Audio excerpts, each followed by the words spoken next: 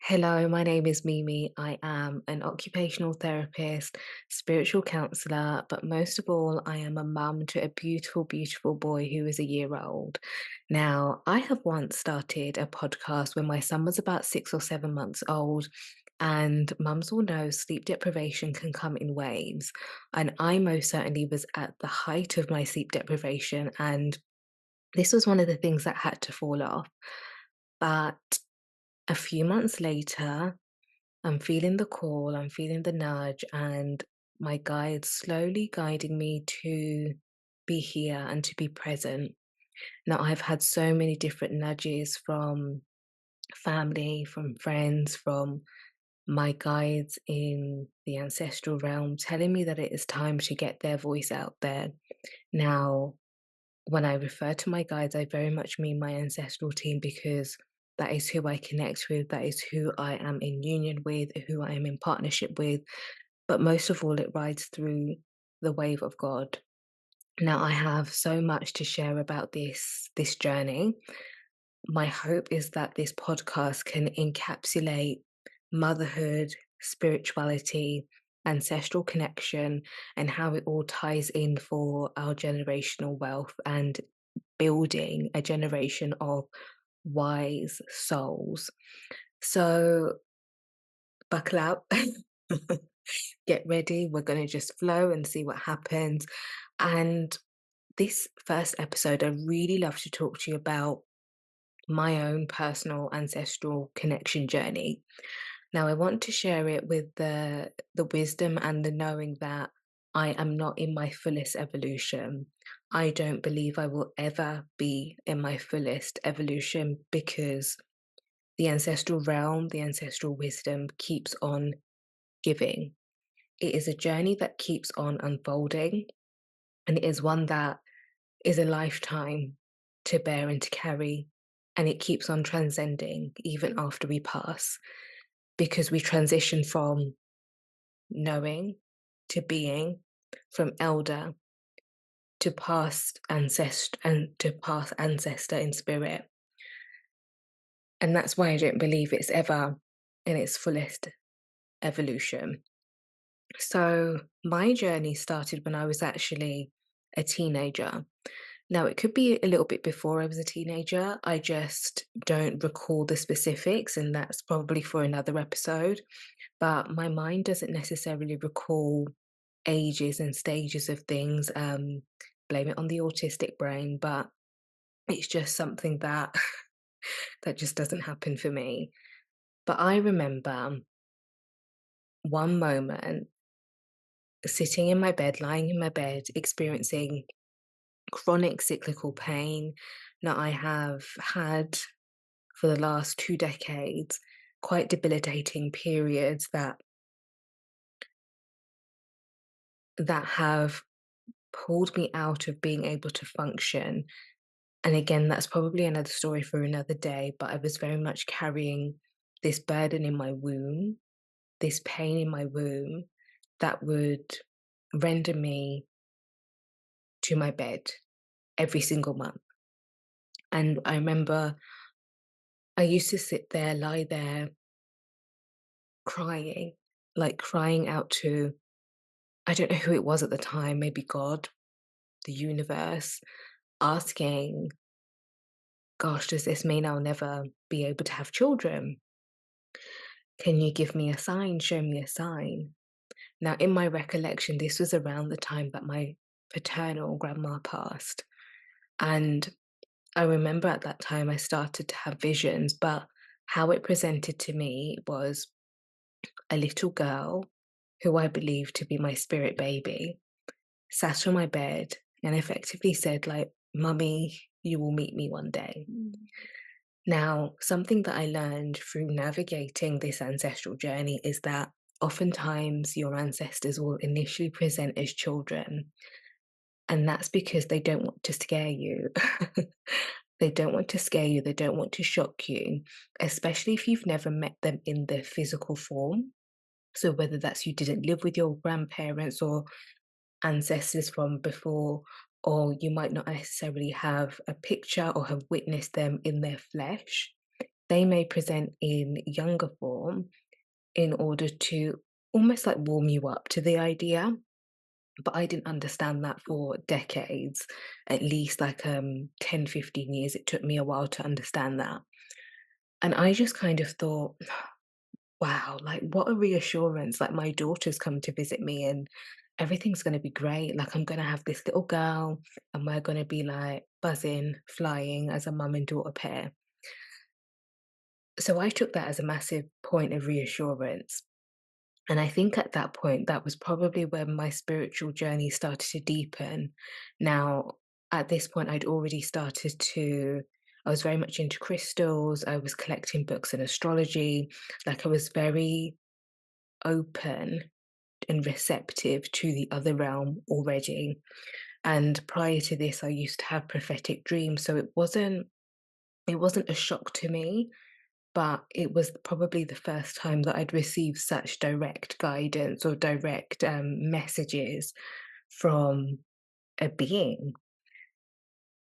So, anyways, it kind of propelled me deeper and deeper and deeper into spirituality and just wanting to access and to know the other side.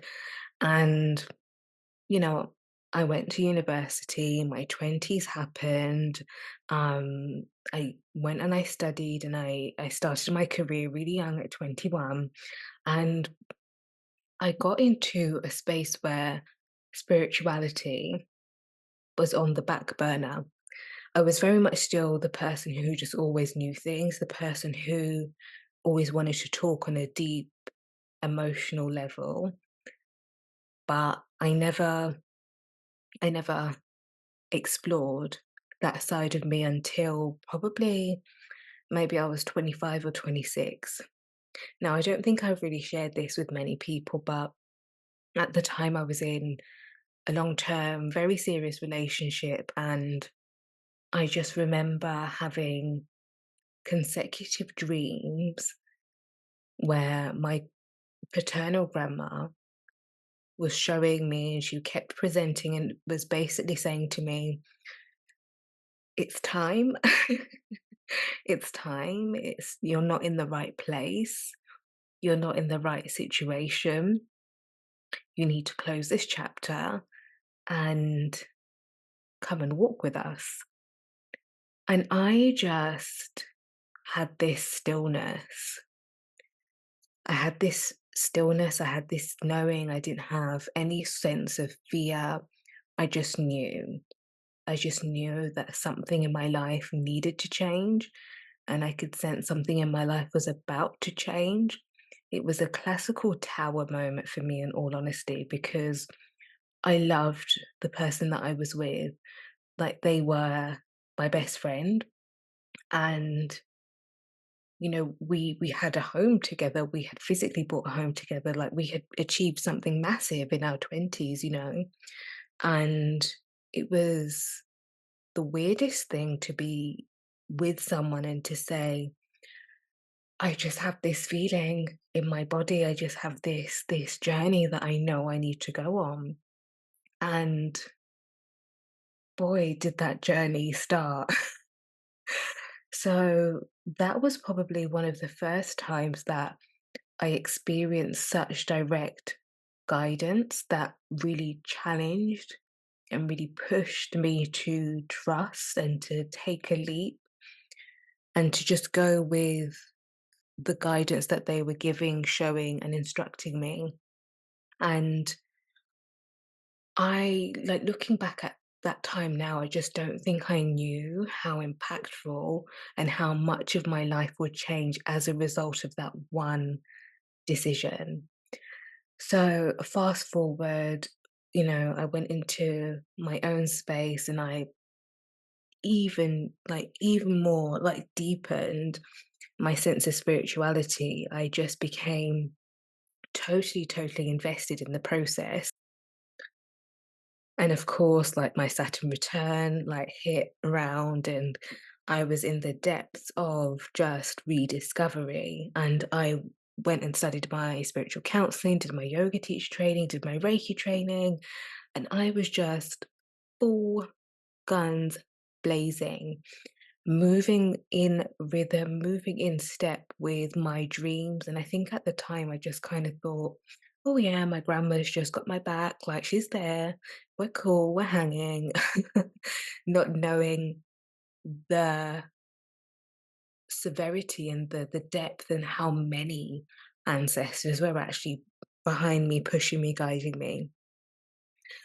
So this journey, this walk continued, and around the time of completing my spiritual counseling diploma, I had a situation that pulled me into initiation by de facto. So, as a Zimbabwean South African woman, if you're going into initiation, if you're going to a spiritual initiation, you have a whole process. It's a whole process that I'm not going to share because I'm sure there are other practitioners that do share that and can do so with the reverence that they hold through being in the motherland. But I had to do what I had to do being in England. And it was very much a process that was guided and supported by my father. And it felt like it was the first time that I was being introduced to being who I am. And, my dad's an intuitive person, he's a dreamer as well. And there was a bit of a tussle between, is this right? Like, what would God kind of say, do, think, whilst also knowing that his mum in spirit was presiding over this, and she was very much present in that moment. And so, we did what we had to do in terms of our own ritual and going into reverence and libations and really giving up offerings, and that set the foundation for how I understood to connect with my ancestors. It set the foundation because I was able to learn from someone who was a gogo. Gogo being someone who is effectively ordained or ministered to do this work. And I was given the green light. I was given the green light, and how I saw it through my ancestors. Again, another thing that some people experience is being able to dream about animals or colors. And animals and colors, again, knowing that the universe is always communicating through symbols and messages, and being able to dream about specific animals and colors were a nod to, she's here, she's with us, she's finally on the right path.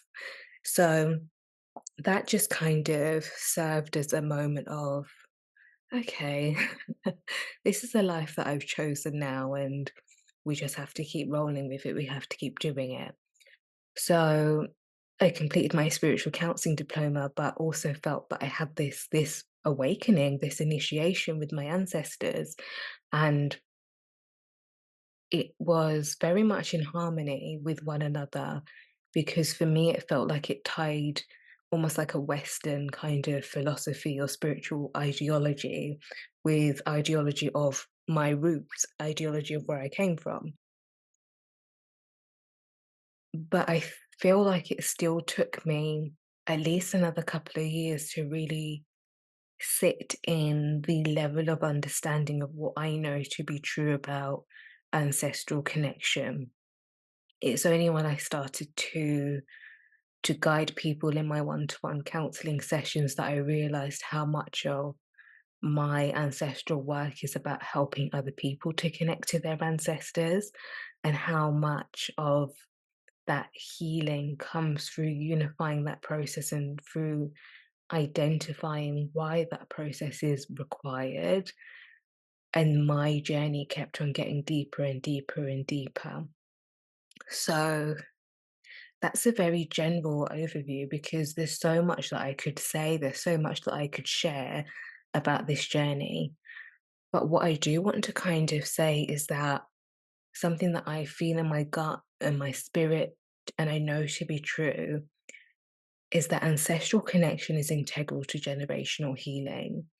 being able to understand and to connect to those who walked before you and to really know their story and to understand some of the things that they experienced and why you might have experienced certain things is a gift that we have as this generation to be able to connect the dots so that we have the wisdom to pass on the best attributes, to pass on the joy, the pleasure, the wealth to children that come through us, to be able to give them the knowledge, the power, the wisdom, and the spirit of knowing their ancestors, their bloodline. And I just feel like we are so primely positioned to be able to do that. And that's why I will always say general generational healing is an act of service, an act of reverence to and for our ancestors. Oh, yeah. So I hope this has helped. I hope this is connected to someone, and I'm so looking forward to sharing this journey and continuing to see how it unfolds. So I will wish you a beautiful, beautiful, beautiful time and let me know how you connect in service, in reverence to your ancestors. If you don't, let me know why, or if you are curious to doing so. But for now, I will speak to you soon.